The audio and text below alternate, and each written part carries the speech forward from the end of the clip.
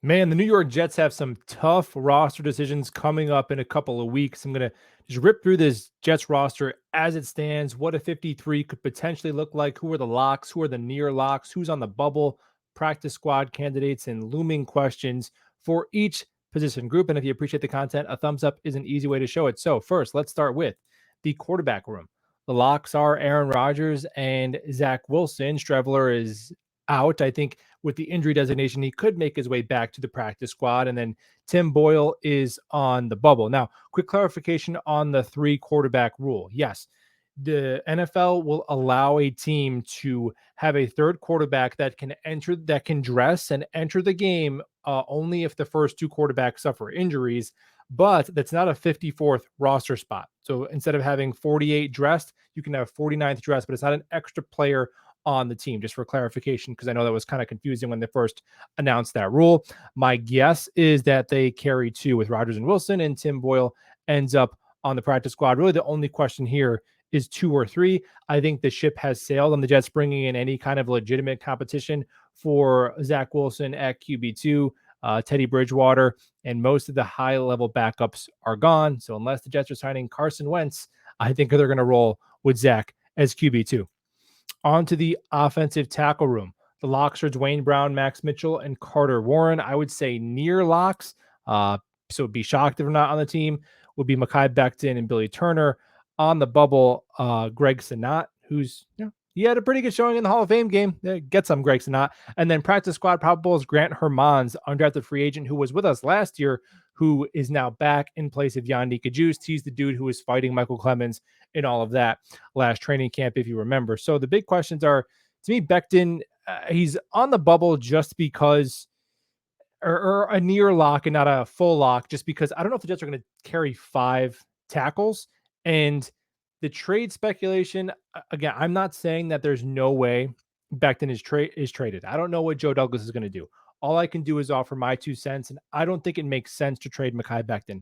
In my opinion, if his knee is healthy enough for another team to medically clear him for a trade, then his knee is healthy enough to help the New York Jets this season. Now, it looks like he's only going to be a left tackle. Looks like he projects to be a backup left tackle. If you read the tea leaves of what Aaron Rodgers and Robert Saleh have said about the tackle room, it seems like, he's kind of getting that courtesy veterans training camp, and he should be good to go. And that left tackle spot should be Dwayne Brown's once he is activated off the pup. But even if Becton is a backup left tackle, okay, can Becton last 17 games? I doubt that. But if Dwayne Brown has to miss a month again, can Becton come in and spot him at left tackle for 4 games? Maybe. Is Becton spotting him at left tackle eons better than Billy Turner doing it? Yes. And the whole idea, well, what if Mekhi Becton doesn't want to be a backup? Well, what team is going to trade for Mekhi Becton and instantly insert him as their starting left tackle? Because he's not even playing right. So that takes away 50% of the possible starting jobs in the NFL.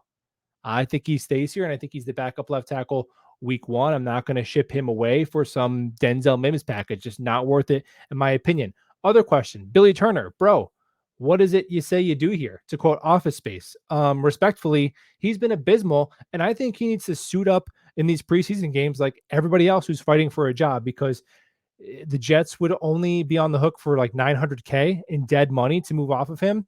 And I don't think there's no starting tackle that's going to shake free as we get down to cut down day, right? But is there a swing tackle that could be maybe slightly better than him? It's possible. He has been pretty brutal. So I don't think he should be a lock, in my opinion. All right, now let's move on to the interior offensive line, where things are definitely a lot more solid. Lakin, AVT, and Tippmann are the locks. I think both McGovern and Schweitzer will be here, but their contracts don't necessarily scream lock. And then on the bubble is Tristan Castillo-Colon, who in limited sample size, I thought he played very well in Baltimore as both a center and a guard. Practice squad probables, undrafted free agent last year, Chris Glasser, and then undrafted free agent this year in Lang. The question looming is, how long until Joe Tippmann is the starting center? He's obviously going to be a starting center for the New York Jets in 2024. And I think that he's probably not the starting center the opening day of 2023, but what about anywhere in between? I do think at some point, look, the whole entire league took a peek at Connor McGovern and said he's a vet minimum backup, right? As much as I love him as a person, as serviceable as he has been, The Jets gave him, less than $2 million and drafted Joe Tippmann as the first center off the board for a reason. Typically, the first center off the board, you like a plug and play guy. If you're not going to get that, it's not the end of the world. But I think this offensive line just has more juice, more upside, more athleticism with Tippmann on the field. Once his mental component is matching his physical abilities, and once Rodgers trusts him, I think it should be in there. And I think it's going to be before 2024. AVT to right tackle. I just, I would do it, man. I would do it right now. We have all this time. Okay, but why don't we just put him in at right tackle and be done with it? Because what are the odds that we're going to be doing that after Max Mitchell is acquainted with Micah Parsons and Von Miller and Matt Judon anyway? I would just do it now. And then there are still guys like Dalton Reisner who are free agent guards who you can plug in. Trading for Zach Martin is probably not in the cards, but it's not impossible. And then you bring in Reisner, you have McGovern, Tippmann, Schweitzer as your interior, even Billy Turner, who I like more as an interior player than a tackle. I think that's just your best five is going to be Dwayne Brown, Elijah Vera Tucker, Mekhi Becton, two of those three guys at your tackle spots. Mekhi is not taking a single rep at right tackle. So it seems like that's out of the question. So Dwayne at left, ABT at right, and then you figure it out with your right guard. I think that is probably the Jets' best five. Robert Saleh said he's open to it. AVT said he's open to it. I say rip the Band-Aid off and get this squared away. All the other Super Bowl contending teams, for the most part, I'm sure know who their starting five offensive linemen are going to be, and let's join that club right now, if I had to say. But I don't. Now, into running backs and fullbacks. The only real true lock here is Breece Hall. Izzy Abanikanda is as damn close as you can get to a lock as a 5th-round pick. And then on the bubble are Zonovan Knight, Michael Carter, and Nick Bawden. Knight and Carter on the bubble if the Jets do end up signing Dalvin Cook, which at this point I could care less. If you do it, cool. If you don't do it, that's fine too. And then it's a 50-50 shot between the two of them. Knight seems to have had a really strong camp and is more well-rounded, but is Joe Douglas really going to part with a 4th-round pick after only 2 years when one of those years is really good? So unless Michael Carter just wants out, I think if I look at JD's track record with his draft picks, I think he'd keep Carter and put Bam to the practice squad, unless Knight is just that much far and away better.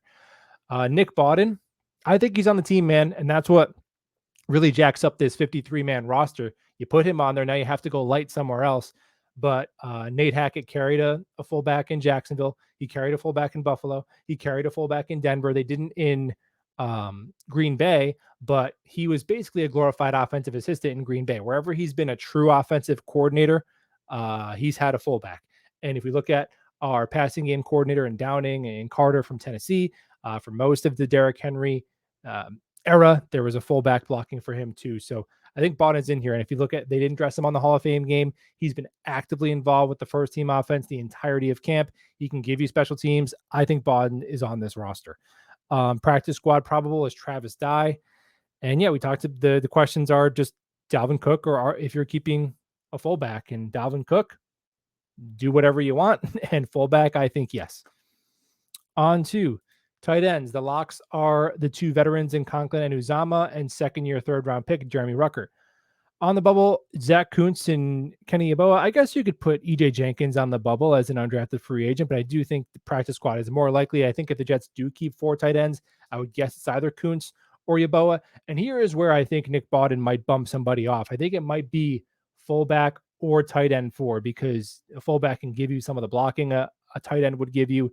He can play some H-back. You can use him in max protect as a blocker. And Bawden could probably take all those reps that Kenny Yeboah played on special teams last year. Now, if they do keep 4 tight ends and Zach Kuntz isn't one of them, I'm not going to lie, I'm going to be kind of disappointed. I think Kenny Yeboah, he just is what he is. He's a very good special teamer. As a 4th tight end, he's probably better than a lot of 4th tight ends around the league. But man, we haven't had a true difference maker that strikes fear in the heart of defensive coordinators at tight end in my life. And Zach Kuntz, he's a 7th-round pick for a reason. It's a lottery ticket. It's a long shot that he could develop into that. But I'm still taking that shot, especially since he showed me glimpses of encouragement as a blocker and as a special teamer in the Hall of Fame game. And if he keeps doing that in the preseason, I'll keep Kuntz and I'll go 5 at receiver. I'll go light somewhere else to keep Kuntz and Bawden here. I think those are two roster bubble guys that I'm kind of slamming the table for, but we'll see. Wide receiver, the locks are Garrett Wilson, highly paid veterans Alan Lazard and Corey Davis, and then Miko Hardman definitely not going anywhere either. I'd say Randall Cobb is probably a gentleman's lock to make this roster. Not the end of the world. You'd like the bottom of the depth chart to have more youth and development and special teams, but like Randall Cobb is still a perfectly capable backup slot receiver, has the trust of our quarterback. He'll make some important catches on third down this year. Book it. On the bubble, Jason Brownlee, Xavier Gibson, and Malik Taylor. Malik Taylor, I keep comparing to Nate Hackett's version of Jeff Smith, right? Not very exciting player, but the coaches like him. He knows the system and he plays special teams and he's more experienced. And then Xavier Gibson, who is really also just a pure special teamer, I think.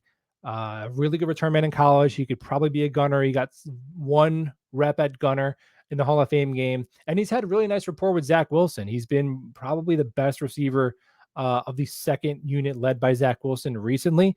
And then Jason Brownlee is the guy with all of the hype. So if they do carry six, my guess is Brownlee. But I have a hunch they're going to carry.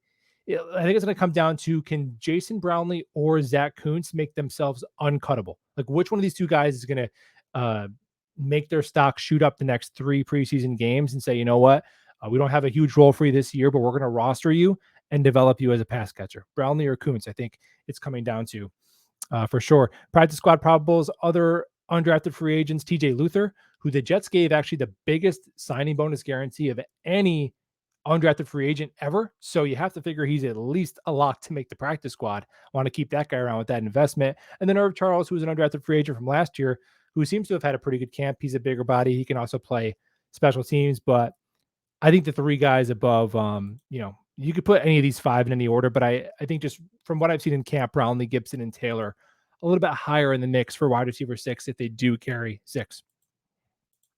Interior defensive line, Quinn Williams, Quentin Jefferson, and Al Woods are all locks.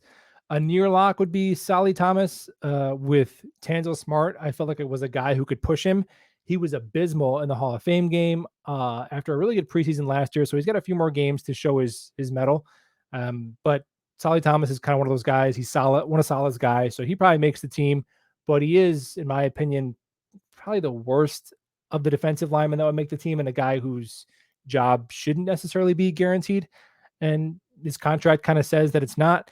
Practice squad probable, Malik Spencer. And then my biggest question for this defensive line is, okay, if Michael Clemens is 290 pounds, I understand that's a small defensive tackle, but at what point, okay, just let's get some more PB&J sandwiches and let's get to 300 and let's be a three tech, because he wasn't a great athlete on the end. He didn't have great speed, length, or agility. He mainly won with power.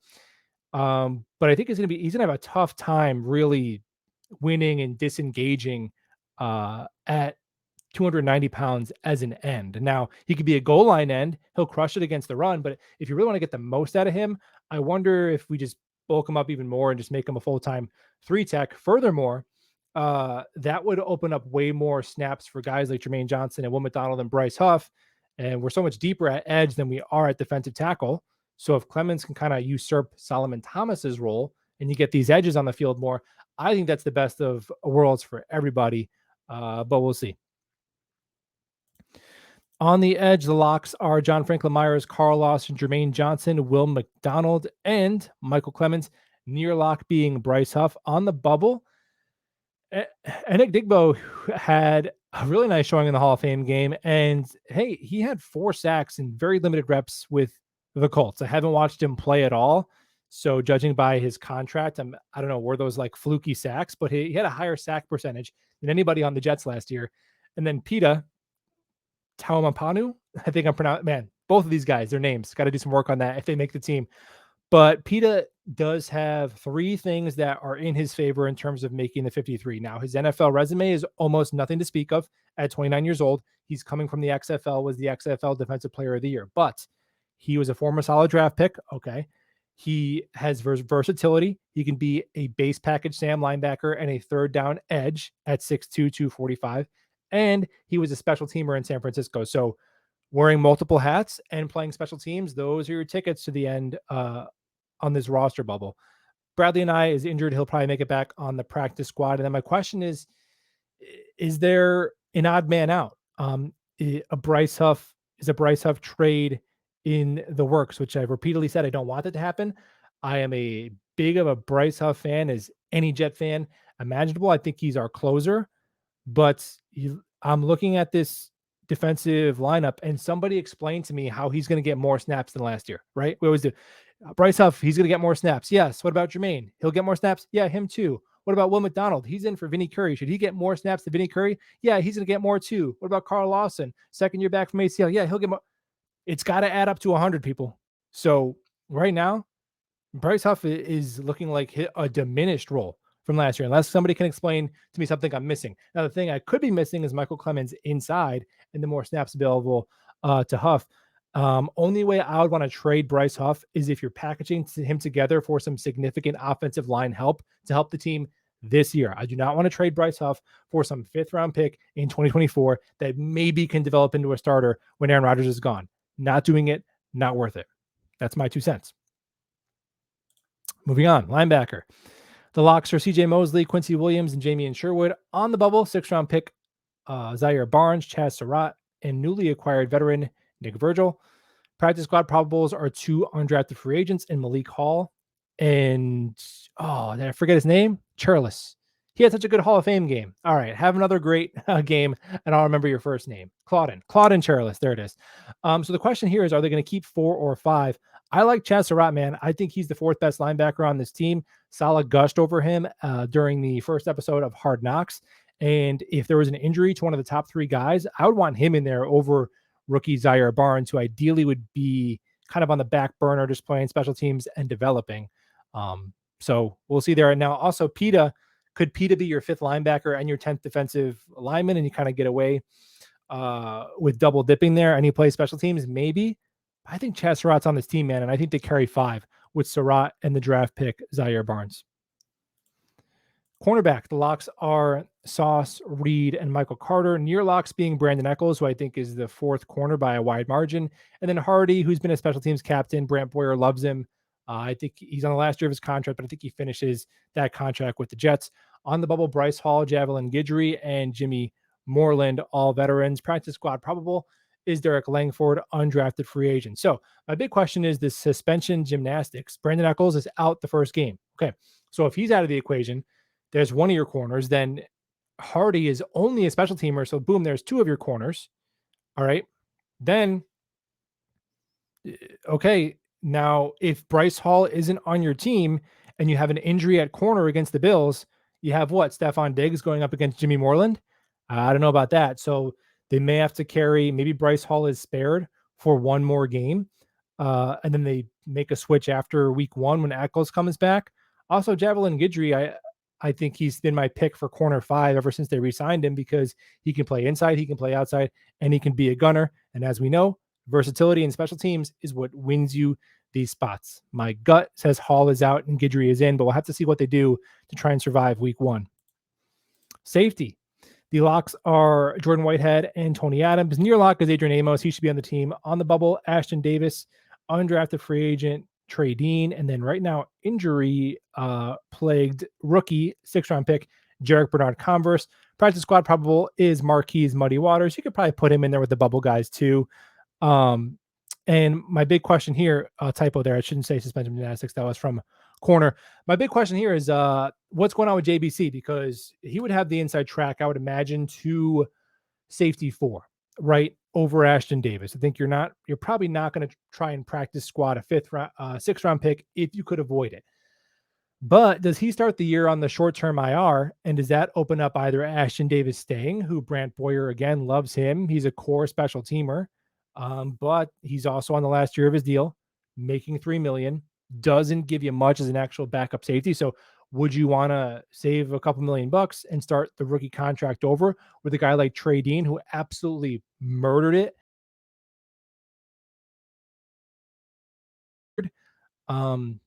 Maybe. I think, and Dean and Waters are 2 guys to me who can develop into that Sam safety nickel hybrid kind of player that the Jets are hoping to get out of Chuck Clark, especially Waters, who goes 225 at safety. So we'll see. There it is, Jets roster. Um, it's gonna be fun, man. It's gonna be wild getting this thing down to 53. Thanks for hanging out, and we'll talk ball soon.